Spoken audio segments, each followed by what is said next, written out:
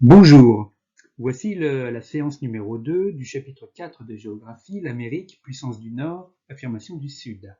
Si vous vous rappelez, dans la séance numéro 1, donc nous avons vu l'introduction avec une présentation du chapitre, les différentes problématiques et le plan. Dans la première partie, le continent américain entre tension et intégration régionale, donc nous avons commencé par le petit 1, un continent aux multiples contrastes.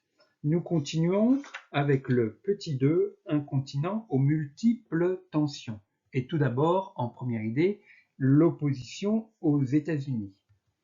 Alors, les Sud-Américains sont unanimes pour dénoncer l'hégémonie des États-Unis sur le Sud.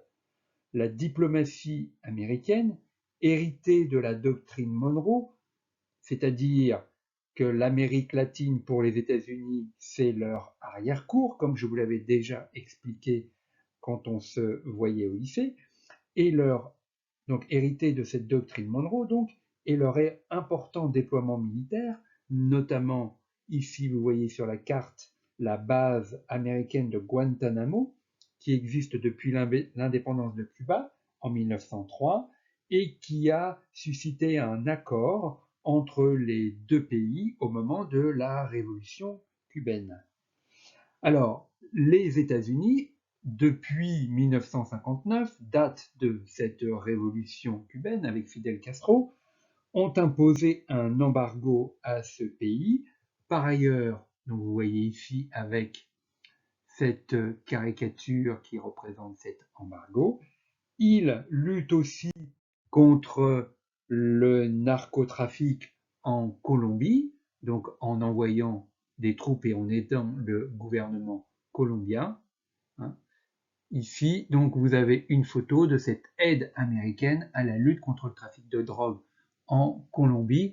Et puis, vous avez également, ce dont je vous ai parlé à l'instant, de cette opposition à l'hégémonie américaine lors, par exemple, d'une manifestation contre les États-Unis au Brésil, ici dans la ville de Porto Alegre.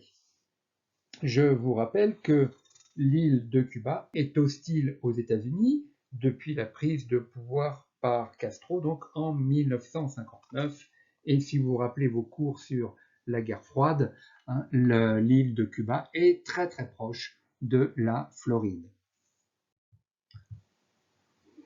Le Venezuela a créé avec d'autres pays l'ALBA. Alors qu'est-ce que c'est que l'ALBA?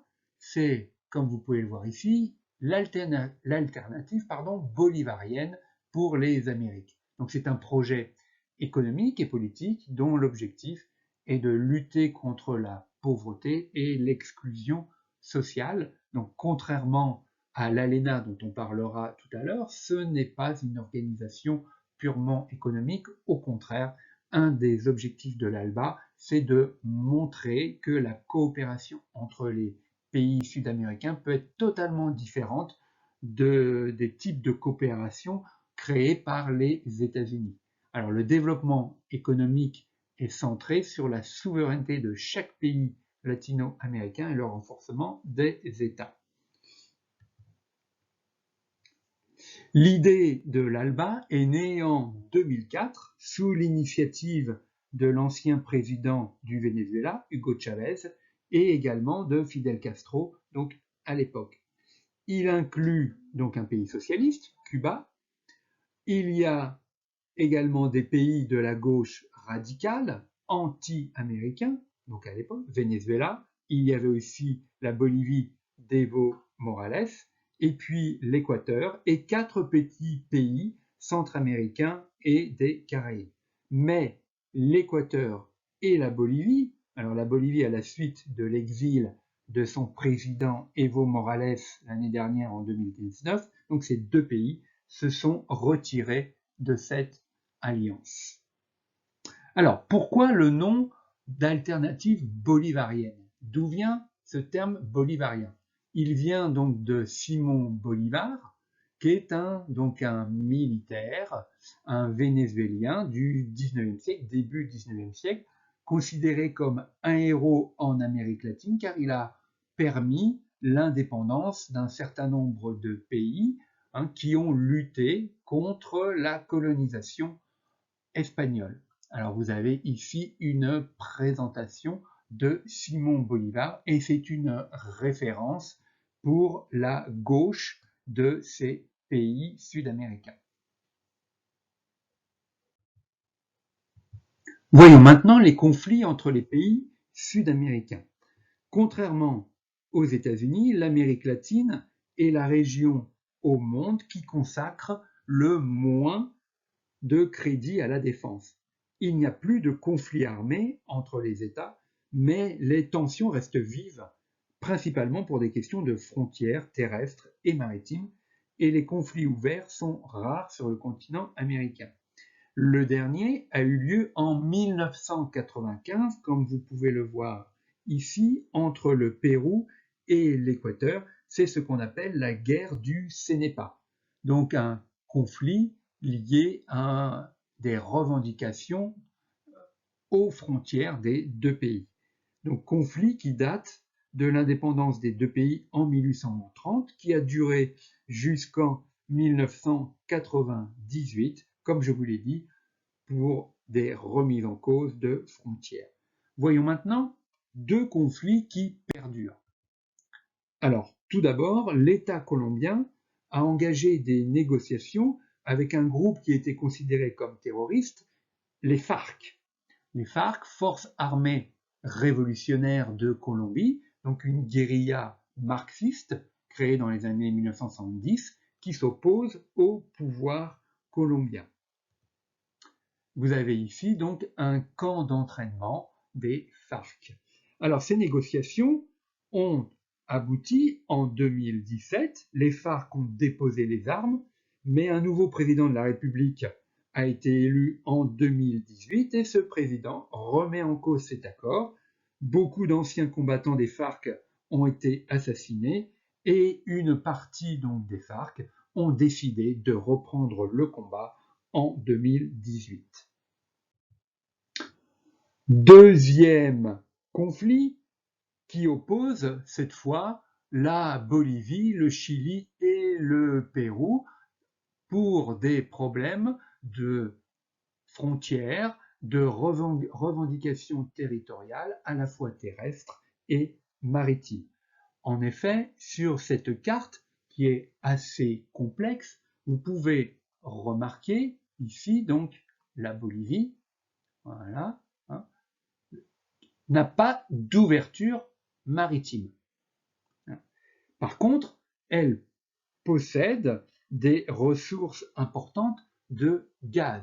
Alors, il y a un accord, mais la population bolivienne n'y est pas favorable, pour l'ouverture ici d'un corridor qui permettrait à la Bolivie d'avoir un accès à la mer en échange d'exportation de gaz avec le Chili.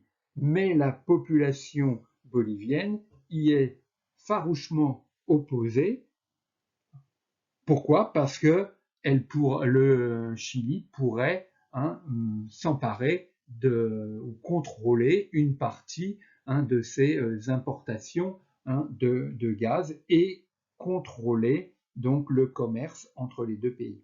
Donc, ça enrichirait en plus le Chili, ce qui ne plaît pas à une partie de la population bolivienne. Alors, vous avez ici sur cette carte, donc en hachure jaune, donc les pertes territoriales de la Bolivie pendant un certain nombre d'années, entre 1867 et 1938, celles du Pérou, les hachures vertes, horizontales. Vous avez donc les petits pointillés ronds ici qui représentent donc la zone économique exclusive donc dans le Pacifique. Et puis vous avez en vert, les hachures vertes, zone revendiquée par le Pérou. Et puis vous avez des limites et ce fameux en jaune corridor maritime ici là que le Chili pourrait céder à la Bolivie. Passons au petit 3, un continent en voie d'intégration économique. Donc, je rappelle que lorsque l'on parle d'intégration économique, il s'agit des traités de coopération économique entre des pays. Alors, tout d'abord, l'ALENA, une intégration au bénéfice des États-Unis. Qu'est-ce que c'est que l'ALENA? Donc, accord de libre-échange nord-américain entre Canada, États-Unis, Mexique. Il est entré en vigueur en 1994 et donc il organise la libre circulation des capitaux et des marchandises, mais il exclut par contre la libre circulation des personnes. Alors, ce caractère donc incomplet de l'ALENA, c'est-à-dire sans libre circulation des personnes, traduit surtout donc un rapport de force inégal entre les trois partenaires.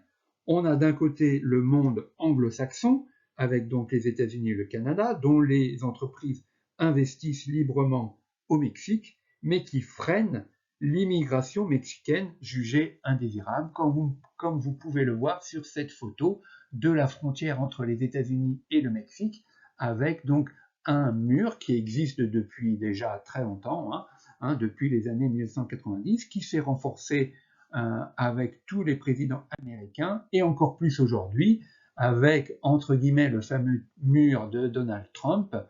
Et vous voyez, vous avez quelques références sur cette frontière, 3140 km de frontière entre donc le Pacifique et le golfe du Mexique, et il est prévu 1600 km de mur entre les deux pays.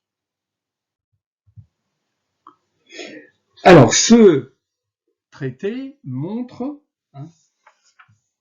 que le Mexique est moins développé que les États-Unis et le Canada. Alors, vous avez ici donc un schéma qui montre les exportations et les importations des États-Unis. Mais ce qui nous intéresse ici, c'est le deuxième schéma, les importations et les exportations du Canada vers les États-Unis.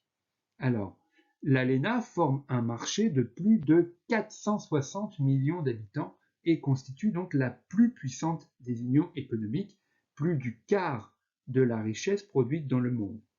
Le Canada et le Mexique ont bénéficié évidemment de la croissance de cette zone, mais ils ont perdu une partie de leur autonomie. Vous pouvez remarquer que cette intégration est très centrée sur les États-Unis, qui attirent, vous le voyez là, 75% des exportations canadiennes et 78% des exportations mexicaines. Passons maintenant à la montée en puissance de l'Amérique du Sud. Autre intégration régionale, le Mercosur. Alors, de quoi s'agit-il? Le Mercosur a été créé en 1991 et c'est donc une organisation économique qui regroupe 5 pays, l'Argentine, je vais mettre une croix ici, voilà, l'Argentine, le Brésil, voilà, le Venezuela, ici je vais juste mettre un trait, voilà, vous avez 2 petits pays également, le Paraguay et plus au sud, l'Uruguay. Donc le Mercosur regroupe ces 5 pays. Ce marché commun veut s'affirmer comme un pôle économique qui rééquilibre le continent. Mais cette intégration se réalise entre des pays de poids inégaux et c'est le Brésil qui en tire surtout profit en raison de sa montée en puissance.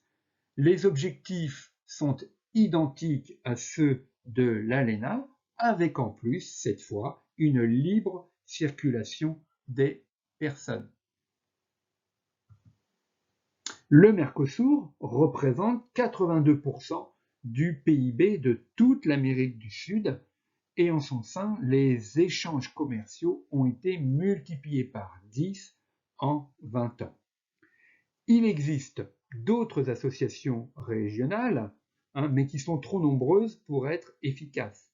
Dans les Caraïbes, il y a un marché commun centra-américain et puis une communauté des Caraïbes qu'on appelle CARICOM, mais ces organisations sont fragiles et les pays de ces associations dépendent en fait largement de leurs échanges avec les États-Unis, des touristes américains qui viennent dans ces pays centra-américains ou des Caraïbes et de l'argent, des remises, c'est-à-dire des exilés de ces pays, donc qui envoient une partie de leur salaire à leur famille restée chez elles.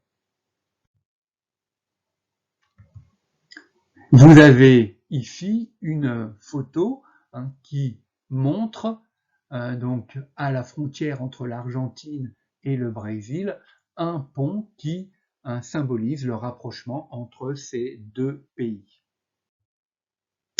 Alors, pour terminer sur cette première partie, il est tout à fait possible dans une composition d'intégrer des schémas. Vous en avez deux ici, qui résument de manière assez simple les idées principales de cette première partie. Tout d'abord, à gauche, le schéma numéro 1. Donc vous avez les sources de tension avec, alors, vous voyez donc deux puissances.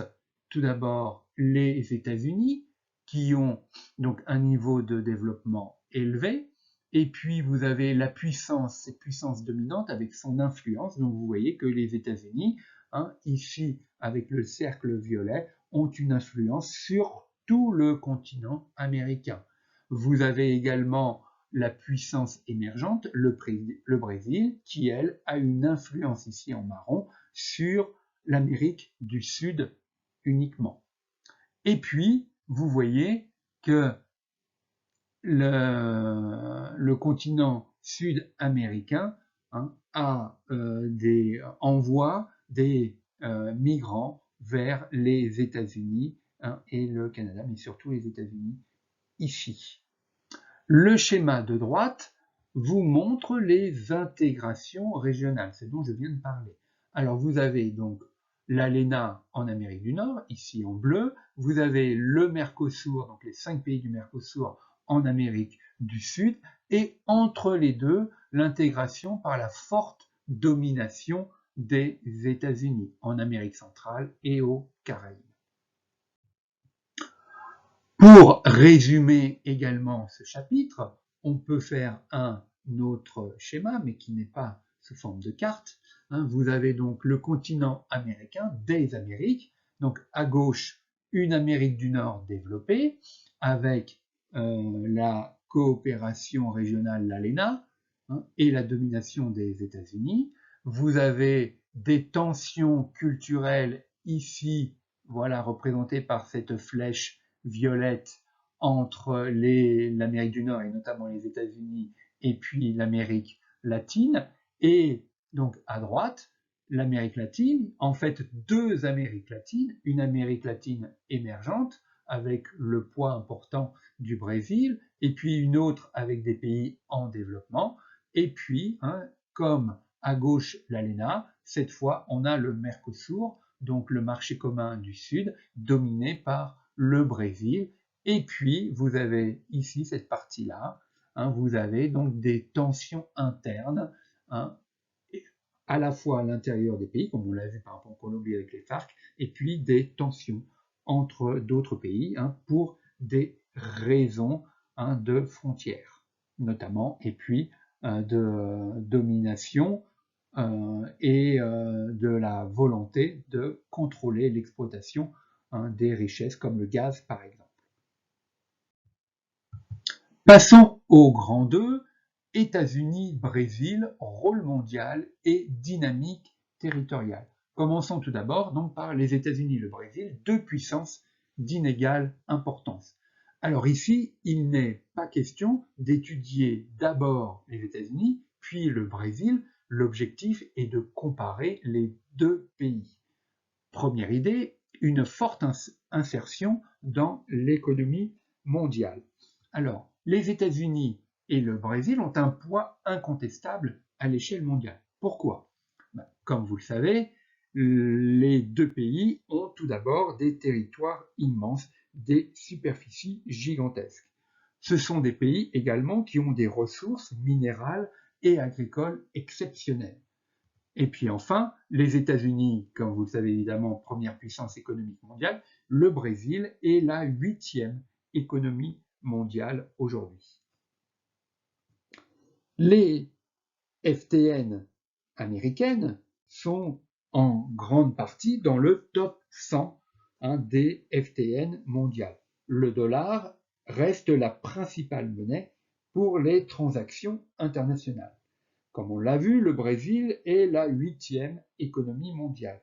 Le Brésil, c'est la moitié de la population et du PIB de l'Amérique du Sud. Il occupe une position clé, comme on l'a vu, au sein du Mercosur, et grâce à ses firmes agro-industrielles, le Brésil est l'un des plus grands exportateurs agricoles mondiaux. Par ailleurs, le Brésil possède des réserves de pétrole en mer, on appelle ça du pétrole offshore, et la compagnie pétrolière brésilienne Petrobras, que vous voyez ici, vous avez une photo qui la représente, est la 5e compagnie pétrolière au monde. C'est aussi le 3e producteur de fer, avec notamment un leader qui s'appelle Vale, et le marché intérieur brésilien est en pleine expansion grâce à la hausse du niveau de vie et l'émergence d'une importante classe moyenne. Mais le Brésil est loin d'avoir atteint le niveau des États-Unis, même s'il peut désormais s'imposer sur son environnement sud-américain grâce à une vive croissance depuis 20 ans. Mais cette croissance était forte dans les années 2000 jusqu'en 2011, aux alentours de 6-7%. Aujourd'hui, elle n'est plus que de 1, 2, maximum 3%. Cette croissance est certes plus forte qu'aux États-Unis grâce à l'afflux de capitaux étrangers. Ainsi, la Chine est le premier investisseur au Brésil. Passons maintenant, autre idée, à une influence politico-militaire très déséquilibrée. Sur ces deux graphiques, vous voyez que la puissance américaine repose sur un énorme complexe militaro-industriel. Les États-Unis, comme vous pouvez le voir ici, ont le premier budget militaire au monde. Un déploiement militaire planétaire, ses forces armées sont 4 fois plus nombreuses que celles du Brésil, qui se trouve ici en 11e position. Le poids politique du Brésil est nettement inférieur à celui des États-Unis.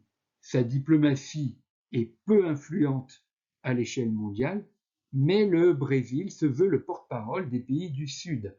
C'est pourquoi il y a un rapprochement avec l'Inde et l'Afrique du Sud depuis 10 ans. Cela s'appelle le Forum de dialogue IPSA. IPSA comme Inde, Brésil, Afrique du Sud. Alors c'est en anglais, c'est pour ça que les lettres sont inversées. Lancé donc en 2007. Et vous voyez sur cette photo, à l'époque, en 2007, les 3 présidents de ces pays. Le Brésil donc, est en quête alors oui, autre information, pardon, le commerce intra-IPSA est passé de 2,5 milliards de dollars en 2003 à 21 milliards de dollars en 2012, donc pratiquement multiplié par 10. Donc vous voyez que la coopération économique entre ces 3 pays est tout à fait bénéfique. Le Brésil, je vous le disais, est en quête d'une stature internationale. Si vous vous rappelez, le Brésil a organisé donc la Coupe du monde de foot en 2014 et les Jeux olympiques 2 ans après. Passons maintenant à une implacable américanisation culturelle. Les États-Unis, comme vous le savez, on en a déjà parlé en histoire, depuis la fin de la Seconde Guerre mondiale, donc, ont un modèle culturel qui s'exportent partout dans le monde. On parle évidemment de soft power, vous avez deviné. Les centres commerciaux, les fast-foods, la culture mainstream, c'est-à-dire la culture populaire grand public, avec le cinéma, les NTIC, c'est-à-dire les nouvelles technologies de l'information et de la communication, et les séries télé, permettent aux États-Unis d'exporter leurs modèles partout dans le monde. Le Brésil, dans ce domaine, ne peut pas concurrencer la domination culturelle américaine. Les Brésiliens produisent ce qu'on appelle les telenovelas, exportées dans 130 pays, surtout en Europe de l'Est et au Moyen-Orient. Alors, c'est quoi les telenovelas? Si vous ne connaissez pas, ce sont des feuilletons télévisés de piètre qualité, produits dans les pays d'Amérique latine, composés d'environ, vous voyez, c'est indiqué ici, 200 épisodes d'une quarantaine de minutes, diffusés tous les soirs, pendant 7 à 8 mois, sont apparus dans les années 50. Alors, si vous ne connaissez absolument pas, allez regarder quelques épisodes ou des extraits d'épisodes sur Internet, vous verrez, vous serez, je pense, mort de rire. Alors, je reviens donc sur mon propos. Donc, les Brésiliens produisent énormément de telenovelas, mais on ne peut pas dire que la culture brésilienne s'impose partout dans le monde. Elle souffre de la faible diffusion du portugais par rapport à l'anglais. Et, alors, c'est ce qui apparaît dans le texte que vous avez ici. Vous pourrez le lire tranquillement si vous le souhaitez. Et puis, le rayonnement culturel du Brésil est surtout régional. Vous avez donc un leader des télécommunications en Amérique du Sud. Il est brésilien, s'appelle Globo, qui produit donc des programmes de télévision, des films de cinéma, et c'est aussi un éditeur.